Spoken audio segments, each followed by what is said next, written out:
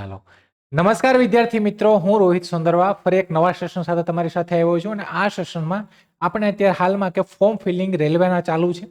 ગ્રેજ્યુએટમાં form feeling છે અને under ગ્રેજ્યુએટમાં form feeling છે. વાત કરીએ તો કે જે 2024ની ગ્રેજ્યુએટ લેવલની જે ભરતી આવેલી એનું CBT 1નું રિઝલ્ટ આવી ગયેલું, CBT 2 છે એ પરીક્ષા આયોજિત થઈ ગઈ છે. હજી જે અંડર ગ્રેજ્યુએટ 2024ની જે ભરતી હતી એનું હજી CBT 1નું રિઝલ્ટ નથી આવ્યું. એટલે આપણી પાસે ડેટા છે તો કયો, તો કે આની આગળની ભરતીનો ડેટા છે. કોનો? 12 પાસવાળી ભરતીનો. આપણી પાસે કોઈ કરંટ ડેટા નથી. હવે સેફ ઝોન અને ડેન્જર ઝોન આ વાત ચાલે છે કે સાહેબ ફોર્મ ભરવું તો ક્યાં સેફ ઝોન, ક્યાં ડેન્જર ઝોન. તો સેફ ઝોન અને ડેન્જર ઝોન છે એમાં એવું નથી કે એક બે ફેક્ટર ઇફેક્ટ કરતા હોય. વિચારવા જાય તો ઘણા બધા ફેક્ટર છે આમાં ઇફેક્ટ કરે, કે ભાઈ ઘણા બધા ફેક્ટર છે ઇફેક્ટ કરી ને એ બધી વસ્તુ એન્ડ સુધી, જ્યાં સુધી એક્ઝામનું રિઝલ્ટ ના આવે, એટલે એક્ઝામ પૂરી ના થઈ જાય ત્યાં સુધીના ફેક્ટર આને રિલેટ કરે.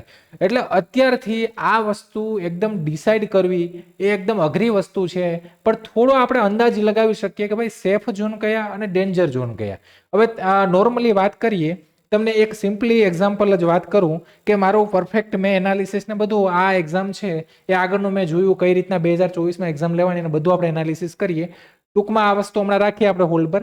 તો કે ગ્રેજ્યુએટ લેવલની જે ભરતી હતી 2024ની, આ 2024ની ભરતીમાં અમદાવાદમાં 516 જગ્યાઓ હતી. આ 516 જગ્યાઓ માટે 4 લાખ ફોર્મ ભરાયેલા. 4 લાખ. આ 4 લાખ ફોર્મ ભરાયેલા અને 516 જગ્યાઓ. ત્યારે એવી વાત થતી ગયા વખતે કે ભાઈ અમદાવાદ છે સેફ ઝોન છે, સેફ ઝોન છે, સેફ ઝોન છે. 4 લાખ ફોર્મ ફિલિંગ થયા. 4 lakh form filling CBT 1 graduate લેવલની લેવાની, CBT 1. તો એમાં તમે જો કે રેલવેની જે પરીક્ષા લેવાની, તો ગ્રેજ્યુએટ લેવલની પરીક્ષામાં અરાઉન્ડ 50% જેવી પબ્લિક ગેરહાજર હતી. એટલે એનો મતલબ કે આ 4 લાખમાંથી 50% જેવી પબ્લિક છે પરીક્ષામાં ગેરહાજર હતી. એટલે પરીક્ષા આપવાવાળા કેટલા રહ્યા? તો કે ભાઈ 2 લાખ જેવા લોકો રહ્યા. હવે આ 2 લાખ જેવા લોકો છે એમાંથી પણ તૈયારી કરવા વાળો વર્ગ હોય જ. ભલે 4 લાખ ફોર્મ ભરાણા, પણ એમાં 5, 10, 15% વર્ગ એવો હશે કે પરફેક્ટ તૈયારી કરતો હશે. તો એવો તૈયારી કરવા વાળો વર્ગ હતો. તો એ આપણે જોઈએ કે આનું રિઝલ્ટ આવ્યું, તો આનું રિઝલ્ટનું તમે મેરિટ જો કે આ ડેન્જર ઝોનમાં આવી ગયું અને 70-75 અપ આનું જનરલ કેટેગરીનું મેરિટ છે. 70-75 પ્લસ મેરિટ છે કે જે CBT 2 આપવા માટે ક્વોલિફાય થયા વિદ્યાર્થીઓ. તો આ વસ્તુ છે. એનું રીઝન શું? તો કે ભાઈ આઉટ ઓફ સ્ટેટના ફોર્મ એપ્લાય વધારે થાય. આ વખતે અલગ ડેટા છે, અલગ સિનેરિયો છે. કેમ કે અમદાવાદમાં વેકેન્સી ઓછી છે ગ્રેજ્યુએટમાં, ખાલી 79 જગ્યાઓ છે. 12 પાસમાં જોઈએ તો કે 153 જગ્યાઓ છે. ગયા વખતે 216 હતી. તો આ વખતે 153 જગ્યાઓ છે, તો એ ફોર્મ ફિલિંગ તો થવાના. વાત કરીએ તો કે જે આ અંડર ગ્રેજ્યુએટ ભરતી છે 2025, આની પહેલા 2024ની ભરતી આવી, તો 2024માં ગુજરાતમાં અમદાવાદ ઝોનમાં 216 જગ્યાઓ હતી. 216 જગ્યાઓ માટે ફોર્મ ફિલિંગ કેટલા થયા? તો કે 3,50,000 જેવા ફોર્મ ફિલિંગ આમાં થયેલા. ઓલ ઓવર ઇન્ડિયામાં વાત કરીએ તો ઓલ ઓવર ઇન્ડિયામાં 63 લાખથી પણ વધારે ફોર્મ ભરાયેલા. કેમાં? તો કે જે 12 પાસની ભરતી હતી એમાં ગુજરાતમાં તો કે 3.5 લાખ જેવા ફોર્મ ભરાયેલા. 216 જગ્યા. પણ આની CBT 1નું રિઝલ્ટ નથી આવ્યું, પણ એકંદરે જોતા એવું લાગે છે કે મેરિટ થોડું હાઈ જશે CBT 1નું. કેમ કે 3.5 લાખ લોકોમાંથી ભલે 50% ગેરહાજર છે, પણ 50% તો પરીક્ષા આપી. અને ગ્રેજ્યુએટનું મેરિટ જોતા એવું લાગે કે આપણું જે અમદાવાદનું જે અંડર ગ્રેજ્યુએટનું મેરિટ છે 2024નું એ પણ થોડું હાઈ રહેશે. એટલે એનો મતલબ કે ભાઈ ડે ટુ ડે કોમ્પિટિશન વધે છે, નવો વર્ગ આવે છે, જૂનો વર્ગ છે જે રેલવેના એમ્પ્લોય છે એ પરીક્ષા આપે છે. તો એનો મતલબ કે કોમ્પિટિશન તો છે જ. એટલે તમારે થોડી પદ્ધતિસર કે જે હવે આ પરીક્ષામાં કે જે 55-60 જે 2022 સુધી આ પરીક્ષામાં 55-60નું જે વાત બનતી હતી એ વસ્તુ હવે થોડી અપ જતી રહી છે. એટલે તમારે 65-70. બીજી વસ્તુ કે નોર્મલાઇઝેશન એ અહીંયા ઇમ્પોર્ટન્ટ ભાગ છે. નોર્મલાઇઝેશન થાય એમાં કોઈકને 3 માર્ક વધે તો કોઈકને 10 માર્ક વધે છે. જે લોકોનું સરળ પેપર હોય એને પણ 3 થી 4 માર્ક વધે છે. મીડિયમ પેપર હોય એને, અઘરું પેપર હોય એને. એટલે નોર્મલાઇઝેશન ફેક્ટર કરે. પણ તમારે નોર્મલાઇઝેશન વગર તમને એ વસ્તુ ખબર પડી જવી જોઈએ કે પેપર ઇઝી હોય તો મારે કેટલા એટેમ્પ કરવા અને હાર્ડ હોય તો કેટલા એટેમ્પ કરવા. તો એક રેન્જ પકડીને ચાલશો તો તમને ડેન્જર ઝોન હોય કે નોર્મલ ઝોન હોય, કોઈ પણ આપણે કંઈ વસ્તુનું કંઈ પણ તકલીફ પડશે નહીં. હવે આની વાત કરીએ તો કે આ NTPC non technical popular category 2025ની આપણે વાત કરીએ. આ અંડર ગ્રેજ્યુએટ પોસ્ટ છે. આમાં ટોટલ તો કે આ જે પોસ્ટો છે 4, ગુજરાતમાં 153 જગ્યાઓ, ટોટલ જગ્યાઓ 3058. ટોટલ RRB કેટલી? 21 RRB. હવે વસ્તુ એવી છે, નોર્મલી જો આપણે વાત કરીએ તો કે હાઈ આ વખતે મુંબઈમાં જગ્યા છે. એટલે એનો મતલબ કે અહીંયા જગ્યા છે તો અહીંયા ફોર્મ ફિલિંગ થવાના જ છે. અહીંયા સૌથી વધારે ફોર્મ ફિલિંગ આ વખતે થશે. તો એનો મતલબ કોમ્પિટિશન ત્યાં રહેશે, કોમ્પિટિશન વધારે થશે તો ત્યાંનું કટ ઓફ ઓબ્વિયસલી હાઈ જવાનું જ છે, તો એ ડેન્જર ઝોન બની જ જવાનો છે. હવે આમાં તો કે સેફ ઝોન શું છે, આપણે સેફ ઝોન સમજીએ તો કે જે ઝોનમાં વેકેન્સી સારી માત્રામાં હોય. હવે વેકેન્સી સારા માત્રામાં હોય તો એનો મતલબ મેં કીધું મુંબઈમાં વધારે જગ્યા છે તો એ હું સેફ ઝોન છે. પણ વેકેન્સી સારા માત્રામાં હોય પણ ત્યાં શું હોય તો કે કોમ્પિટિશન ઓછું હોય. ત્યાં વેકેન્સી સારી માત્રામાં કે ઓન એન એવરેજ ગઈ વખતે આપણે ગ્રેજ્યુએટ લેવલનું રિઝલ્ટ જોઈએ તો માલદામાં વેકેન્સી ઓછી હતી તો ફોર્મ ફિલિંગ ત્યાં ઓછા ને મેરિટ નીચું હતું એકંદરે બધા કરતા. તો એનો મતલબ કે વેકેન્સી એકંદરે સારી હોય અને બીજું કે ત્યાં કોમ્પિટિશનનો જે વર્ગ છે ઓછો હોય, કોમ્પિટિશન ઓછું હોય, ભલે ફોર્મ ગમે એટલા ભરાય પણ ત્યાં કોમ્પિટિશન લેવલ છે કેવું હોય, ઓછું હોય. તો મુંબઈ છે આ વખતે તો ત્યાં વેકેન્સી ઓછી વધારે છે તો ત્યાં ફોર્મ ફિલિંગ વધારે થવાના છે. તો થોડું ત્યાં પણ તમે જો કે ડેન્જર ઝોન જેવી શક્યતા ત્યાં રહેશે, કેમ કે ત્યાં આ વખતે વધારે ફોર્મ ભરાશે બધા. બીજું આના સામાન્ય લક્ષણો શું તો કે આની વેકેન્સી આમાં હાઈ હોય. વેકેન્સી હાઈની સાથે શું તો કે અહીંયા જે કટ ઓફ છે એ લો હોય. બીજું એપ્લિકેશન મીડિયમ હોય. તો કે જે સંખ્યાઓ અહીંયા વેકેન્સી હાઈ હોય પણ અહીંયા શું હોય કે અમુક જગ્યાએ વેકેન્સી ઓન એન એવરેજ હોય પણ ફોર્મ ફિલિંગ ત્યાં કેવા થતા હોય કે ઓછા થતા હોય. ઓન એન એવરેજ ઓછા, એમાં અડધા ગેરહાજર રહી, તૈયારી કરવાવાળો કોમ્પિટિશન વર્ગ ઓછો હોય એટલે ત્યાંનું મેરિટ છે એ કેવું રહે તો કે નીચું રહે. બીજું તો કે સ્થાનિક ભાષાની સહજ, તો કે અમુક લોકો એવું છે કે ભાઈ હાલો આપણા અહીંયા ગુજરાતમાં ઘણા લોકો ફોર્મ ફિલિંગ કરે છે, આઉટ ઓફ સ્ટેટનો વર્ગ અહીંયા વધારે આવે છે ફોર્મ ફિલિંગ કરવા માટે, પણ અમુક જગ્યાએ ભાષાનો પ્રશ્ન છે એ પણ તકલીફ કરતો હોય, જેવું કે માલદા. તો અમુક એવા ઝોન છે કે ત્યાં ભાષા ઇઝીલી ટ્રાવેલ કરવામાં, કે માની લો કે આપણે ગુજરાતના હશું તો આપણે માલદા, કોલકાતા આપણે એવી બાજુનું વિચારીએ ન વિચારીએ, પણ જે વિચારીને જાય તો જોબ મળી જાય તમને, ત્યાંનું કટ ઓફ નીચું પર રહે. તો આ વસ્તુ છે. ઉદાહરણ તરીકે સેફ ઝોનનું આપણે ઉદાહરણ સમજીએ તો જો અહીંયા તો કે ઈસ્ટ સેન્ટ્રલ રેલવે છે ER, એમાં વેકેન્સી છે માની લો કે 531 છે. હવે અહીંયા તો કે વેકેન્સી સારી છે. એવી રીતના સાઉથ ઈસ્ટ સેન્ટ્રલ રેલવે તો એમાં વેકેન્સી તો કે 358 આપણે માની લઈએ, અંદાજિત 358. અને સાઉથ ઈસ્ટર્ન રેલવે SCR તો એમાં વેકેન્સી આપણે અંદાજિત માની લઈએ કે 297 છે. હવે આમાં જો તો કે આ 2021માં જે પ્રીવિયસ ભરતી લેવાની એમાં કટ ઓફ કેટલું હતું તો કે ભાઈ અહીંયા 47 થી 54 એટલે કે અરાઉન્ડ 60 ની અંદરમાં આનો ટ્રેન્ડ હતો, 55 ની આસપાસ કટ ઓફ હતું. આ જ કટ ઓફ તો કે હવે ફોર્મ ફિલિંગ વધી ગયા, કોમ્પિટિશન વધી ગયું, ભરતી ઘણા વર્ષ પછી આવી, 5 વર્ષ ભરતી આવી હતી, 5 વર્ષ પછી રેલવેની રાહ જોતા હતા. 2019માં છેલ્લી ભરતી આવી હતી, એ ભરતી પછી 2024માં આવી. 24માં ભરતી આવી એટલે હું વર્ગ વધ્યો, કોમ્પિટિશન વધ્યું, એને લીધે સંખ્યા વધી, એટલે આ 2024માં તો કે જગ્યાઓ પણ ઓછી આવી. જગ્યાઓ પણ ઇમ્પોર્ટન્ટ છે, કેમ કે 2019માં ભરતી લેવાની એમાં અરાઉન્ડ 35-40 હજાર જેવી જગ્યાઓ હતી. અત્યારે તમે પછી જાઓ 2000 આપણે આ વાત કરીએ 2024 તો 3-4 હજાર જગ્યાઓ, તો ત્યારે કમ્બાઈન હતી, ગ્રેજ્યુએટ અંડર ગ્રેજ્યુએટ બંને કમ્બાઈન. તો જગ્યાઓ ઘટી, કોમ્પિટિશન વધ્યું, સંખ્યાઓ વધી, ફોર્મ ફિલિંગ વધ્યા. તો અત્યારે આ વખતે એક્સપેક્ટેડ એવું છે કે જે સેફ ઝોન છે ત્યાંનું કટ ઓફ પણ 55 થી 65 પ્લસ રહેશે. કોનું તો કે અંડર ગ્રેજ્યુએટનું. તો આ જ કટ ઓફ તમારે સેફ ઝોનમાં પણ લઈને ચાલવાનું, તમે જ્યાં ભરો છો કે જ્યાં ઓલે. બીજું મેન્ટલી થોડું એનાલિસિસ કરજો, થોડું વિચારજો, થોડું બધું એનાલિસિસ કરી પછી ફોર્મ ફિલિંગ. ને બીજું સરકારી નોકરી મળતી હોય ને તો 2-5 વર્ષ મારે બહાર રહેવું હોય ને તો રહી લેવાય. એ વસ્તુ કંઈ ટ્રાન્સફરની વસ્તુ પછી છે અને ટ્રાન્સફર થાય છે, ઇન્ટરઝોનલ ટ્રાન્સફર બધામાં થાય છે અત્યારે, બેંકોમાં થાય, કેન્દ્રના કોઈ પણ ખાતામાં થાય છે, તો આમાં પણ થશે ને તમે તમારા ઘરે પણ આવી જશો થોડા ટાઈમમાં. બીજી વસ્તુ ડેન્જર ઝોન શું છે તો જે ઝોનમાં વેકેન્સી ઓછી હોય અને બીજું કે એપ્લિકન્ટ ઘણા વધારે હોય. હવે આ વસ્તુમાં બે હોય કે વેકેન્સી ઓછી હોય અને વેકેન્સી ઓછી અને એપ્લિકેશન વધારે. એપ્લિકેશન છે એ એપ્લિકેશન તમારી હાઈ હોય ને વેકેન્સી કેવી હોય તો કે ઓછી હોય, તો એ ડેન્જર. બીજું વેકેન્સી છે એ તમારી વધારે હોય અને એપ્લિકેશન છે એક્સ્ટ્રીમલી હાઈ હોય, એટલે કે સૌથી વધારે હોય, તો એ પણ ડેન્જર ઝોન બની જાય, કેમ કે ત્યાં અરજીઓ વધારે થશે, જેમ કે આ વખતે મુંબઈ છે એવું. બીજું આના લક્ષણો તો કે વેકેન્સી ઓછી હોય અહીંયા. બીજું કટ ઓફ કેવું હોય તો કટ ઓફ હાઈ જવાનું છે, કેમ કે વેકેન્સી ઓછી છે, ફોર્મ ફિલિંગ વધારે ભરાણા છે, તો એવું પણ થાય. કોમ્પિટિશન વેરી હાઈ, તો એનો મતલબ કે અહીંયા કોમ્પિટિશન જે વર્ગ છે એ પણ કેવું હોય વધારે હોય. તમે 5 જગ્યા હોય ને એમાં વધારે ફોર્મ ભરાણા હોય તો એનો મતલબ કે ત્યાં પણ કોમ્પિટિશન વધારે છે. એટલે કે આમાં બધા ફેક્ટર રિલેટ કરે છે. પછી બીજું કે પરીક્ષા તમે દેવા જાઓ ત્યારે કેટલી પબ્લિક હાજર રહી, પેપરનું લેવલ કેવું છે, નોર્મલાઇઝેશન કેવું થાય છે, આ બધા ફેક્ટર પણ અહીંયા ઇફેક્ટ કરે છે. આગળ તો કે ઉદાહરણમાં ડેન્જર ઝોન આપણે સમજીએ તો કે વેસ્ટર્ન રેલવે. વેસ્ટર્ન રેલવે એટલે આપણે જ મુંબઈ અને અમદાવાદ. હવે તો અમદાવાદ આવી ગયું. તો વેકેન્સી કેટલી માની લો કે 484 છે અંદાજિત. તો એમાં એપ્લિકેન્ટ કેટલા છે તો કે ભાઈ 10 લાખ ઉપર ફોર્મ ભરાય છે અહીંયા.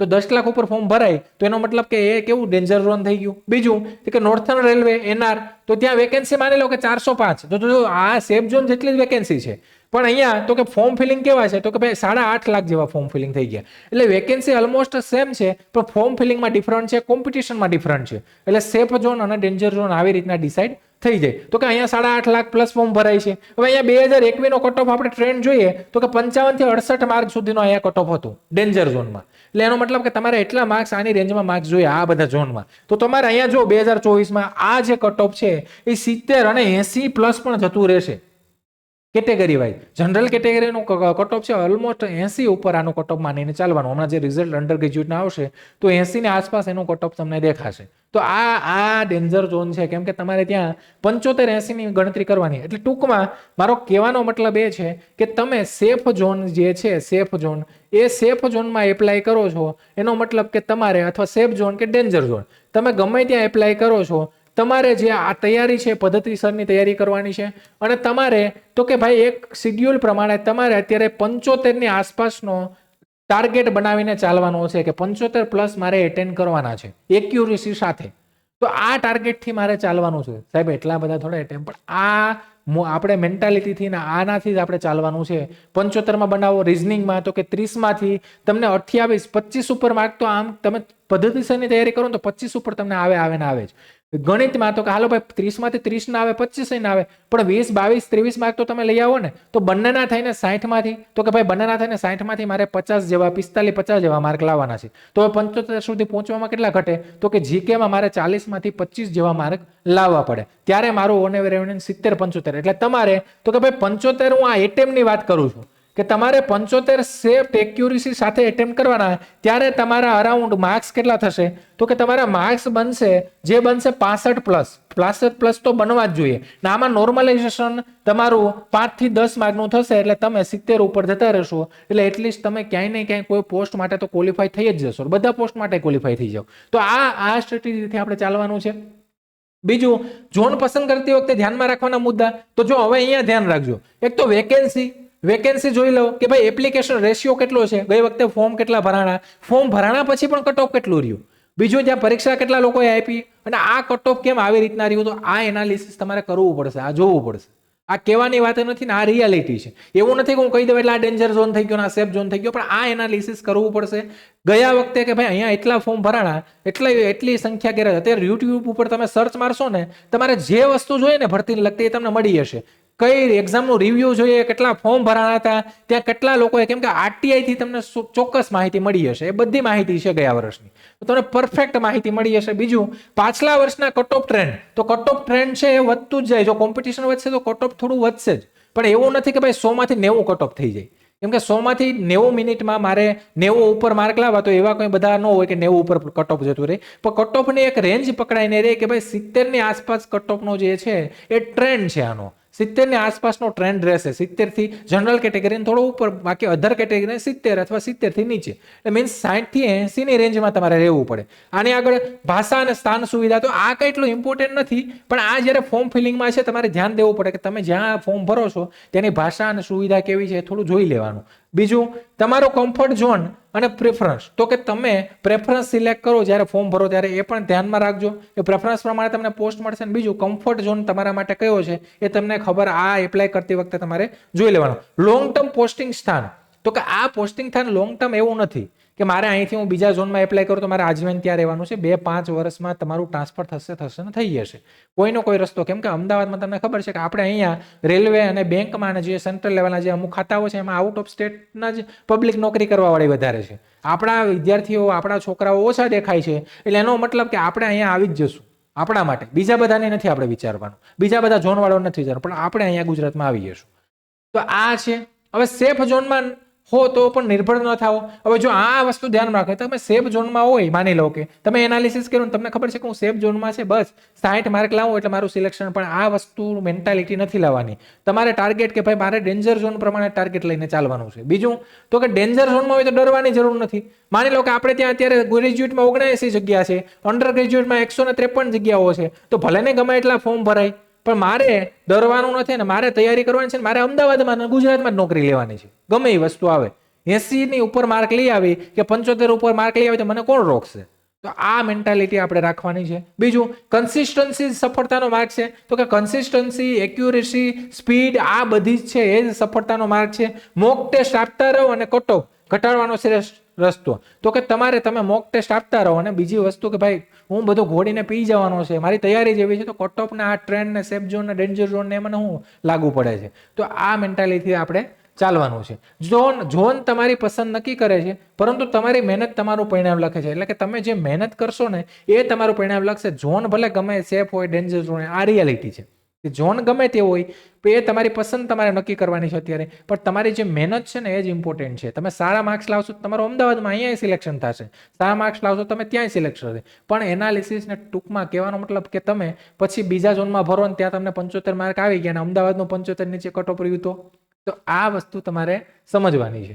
હવે આગળ, આરઆરબી એનટીપીસીમાં સફળ થવા માટે સેફ ઝોન નથી જોઈતો, ફક્ત સ્માર્ટ પ્રિપેરેશન જોઈએ. એટલે કે તમારે પ્રિપેરેશન સ્માર્ટ કરવાની છે. અમુક લોકો એમ કે 79 જગ્યા છે તો શું છે, 153 જગ્યા છે શું છે, હું અહીંયા જ ભરી, અહીંયા જ આપણે નોકરી લેવાની છે. તો આ મેન્ટાલિટી ને આ વસ્તુ લાવવાની છે. અને એ જ વસ્તુ આ છે કે ભાઈ સેફ ઝોન ને ડેન્જર ઝોન નહીં, પણ મેન્સ કે તમારી સ્માર્ટ પ્રિપેરેશન છે એ તમારે કરવાની છે. ગમે એ આપણે બીજા ભાઈ અહીંયા આવીને ગમે એ જેવું આ બોલાય ને કહેવાય નહીં સોશિયલ મીડિયામાં, પણ મેં વસ્તુ કે બહારથી કોઈ વ્યક્તિ આવીને જો અહીંયા નોકરી લઈ લેતું હોય ને આપણા છોકરા રહી જતા હોય તો એ આપણા માટે એક પેલું કહેવાય ને કે નિષ્ફળતા જેવું કહેવાય. તો એના માટે આપણે થોડું હવે આમાં આગળ નથી કંઈ કહેવું, પણ સમજી જજો તમારી રીતના. ઓકે, હવે આમાં તો કે આની સ્માર્ટ તૈયારી અને એકદમ પદ્ધતિસરની તૈયારી માટે કે ભાઈ આમાં કંઈ ને કંઈ ઇમ્પ્રુવમેન્ટ થશે. અને આ વસ્તુ કે આ બધી મેં પોતાની રીતે પર્સનલ એક્સપિરિયન્સ કરેલો છે આ ભરતીમાં, રેલવેમાં, બધી રીતે ગ્રુપ ડીમાં બધામાં. તમારે આમાં સ્માર્ટલી ને એકદમ પરફેક્ટ તૈયારી કરવી હોય તો એના માટે આ જે છે ઓનલાઈન બેન્ચ છે એ તમને 1999 રૂપિયામાં, અને આમાં તમને લાઈવ પ્લસ રેકોર્ડેડ બેન્ચ મળશે. સ્માર્ટ તૈયારી અને બધો તમારો સંપૂર્ણ સિલેબસ છે કવર કરવામાં આવશે, જેમાં રેકોર્ડેડ ફોર્મમાં તમને સ્ટેટિક જીકે ને બધું મળી હશે. તમારું કરંટ અફેર છે એ day to day update live મળશે તમને. મેથ્સ રીઝનિંગ છે એનો પરફેક્ટ સિલેબસ આપણે કવર કરશું, પોઈન્ટ અને જે એની સિલેબસ પ્રમાણે અને પેટર્ન પ્રમાણે જેવા એ પ્રશ્નો પૂછે છે એ. તો તૈયારી કરવા માટે જે વિદ્યાર્થીઓને સ્માર્ટ તૈયારી કે કરવી છે, જે લોકોની તૈયારી એમાં એવું નહીં કે ભાઈ કરવા ખાતર કરવી, જે લોકોને તૈયારી કરવી છે કંઈક ને કંઈક આ તમે માની લો કે અહીંયા તમે તૈયારી કરો ને તમારું ઇનકેસ માની લો કે તમારું સિલેક્શન નથી થતું તો પણ આપણે હિંમત નથી હારવાની, કેમ કે ગ્રુપ ડી છે આવનારા સમયમાં, ફરી નવી ગ્રુપ ડી આવવાની છે. ક્યાંય ને ક્યાંય આ જે મહેનત છે તમને સ્ટેટ લેવલમાં કામ આવશે. તો તમારા માટે તૈયારી માટે આ એક સારી ઓપોર્ચ્યુનિટી છે કે તમારે આ બેન્ચમાં જોઈન થવા માટે 1999 રૂપિયામાં એપ્લિકેશન ડાઉનલોડ કરવાની છે. તમને કંઈ પણ મૂંઝવણ, ડાઉટ કંઈ પણ હોય તો તમે અમારા હેલ્પલાઇન નંબર છે એની ઉપર કોલ કરી શકો છો, ત્યાંથી પણ જોઈન થઈ શકો. આમાં તમને એક કૂપન કોડ છે, એ કૂપન કોડ તમને અમારી હેલ્પલાઇન નંબર છે તેમાં તમે કોલ કરશો તો ત્યાંથી તમને કૂપન કોડ એક આપવામાં આવશે. એ કૂપન કોડ તમે એપ્લાય કરશો ઓનલાઈન બાય કરતી વખતે તો તમને એડિશનલ આમાં 100 રૂપિયાનું ડિસ્કાઉન્ટ મળશે, એટલે 100 તમારા વધારાના લેસ થઈ જશે. તો એ જરા જોઈ લેજો. અને જે લોકોને તૈયારી કરવી છે એ લોકો અહીંયાથી જોઈન થઈ શકે છે. અને આવી ફરી કોઈ નવી માહિતી સાથે ને કોઈ નવા સેશન સાથે ફરી મળશું. તમારા કોઈ પણ પ્રશ્નો હોય તમે કહી શકો છો, ઠીક છે? તો ફરી આવા નવા કોઈ સેશન સાથે મળશું. ત્યાં સુધી રજા લઉં છું. જય હિન્દ, જય ભારત.